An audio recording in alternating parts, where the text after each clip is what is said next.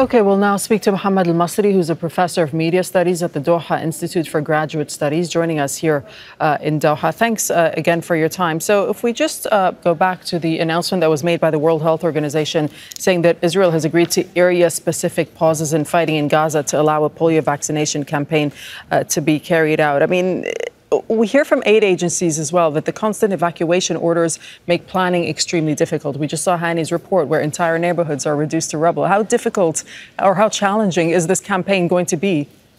It's going to be incredibly difficult. People are terrified, not just Gazan civilians, but also aid workers. We have to remember that Israel has killed approximately 200 UN staff. They've also killed about 150 journalists. These are both world record figures. There was the tragedy a few months back, I believe it was on April 1st, when the World Central Kitchen aid workers were killed, targeted by Israel, clearly marked van. They had shared their coordinates with Israel. And then just yesterday, as you all were reporting, this World Food Program van, clearly marked, also had shared its coordinates with the Israeli army. They were targeted.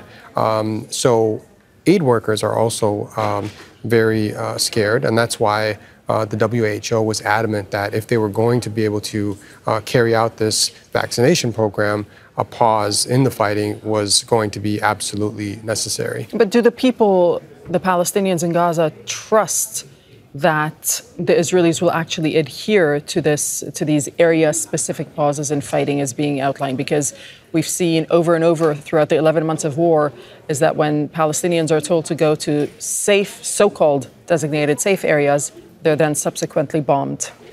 Right, and to your point, Forensic Architecture, which is an independent research organization, they did a study in July showing that right after Israel had declared a particular area to be a safe zone, they proceeded to bomb it at least 10 times in about 3 weeks. And that has happened repeatedly over the past 11 months, right? Israel tells people to go from point A to point B, and then they bomb point B.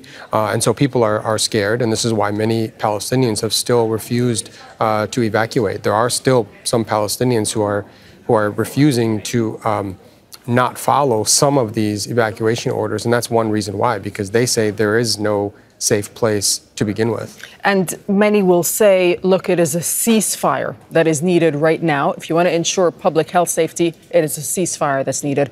Where are we now, do you think, when it comes to a ceasefire? And if you look at sort of the bigger picture and look at what's happening across the other Palestinian territory, of course, in the occupied West Bank, where the raids are ongoing by the Israeli military, I mean, where do you think things head to next? Yeah, I think, Israel tells us things very clearly and very explicitly, but sometimes for some reason we don't want to believe them.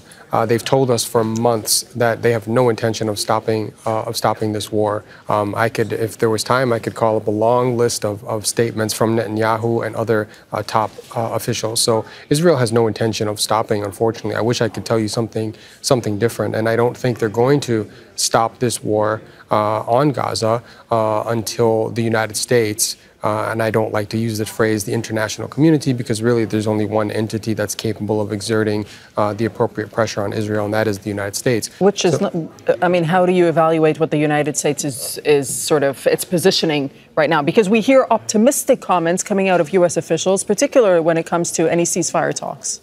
Well, this is what the U.S. has to say. The U.S. has to present itself as a peacemaker and show its public that it's doing everything that it can. But in reality, the U.S. is putting its full backing behind Israel. If they wanted a ceasefire, they could have forced a ceasefire many months ago. So I think we're going to be, unfortunately, headed for more war and more instability and violence and aggression, even in the West Bank, unless the United States applies the pressure that it can exert on Israel if it wants to. Okay, Mohamad Elmasry, thank you so much.